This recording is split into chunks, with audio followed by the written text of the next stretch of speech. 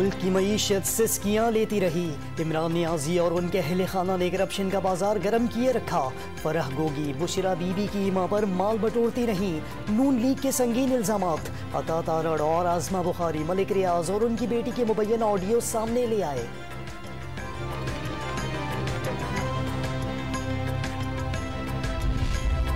वज़ीर आज़म शहबाज शरीफ की मुल्की तरक्की के लिए तमाम स्टेक होल्डर को वसीउल बुनियाद मुज़ाकरात की पेशकश।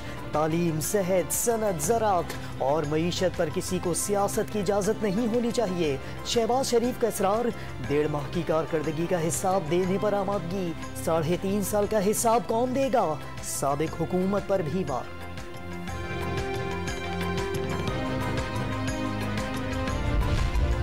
तहरीक इंसाफ ने वज़ीर आज़म की वसीउल बुनियाद मुज़ाकरात की पेशकश मुस्तरद कर दी। मौजूदा हुकूमत गैर आईनी करार। इंतखाबात के अलावा हुकूमत से कोई बात नहीं होगी।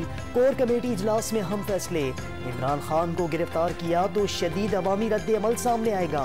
शाह महमूद कुरैशी का इंतबाह। और इस्लामाबाद में मारगला की पहाड़ियों पर लगी आग बुझाने की कोशिशें। पाक फौज का हेलीकॉप्टर भी आग बुझाने में पेश।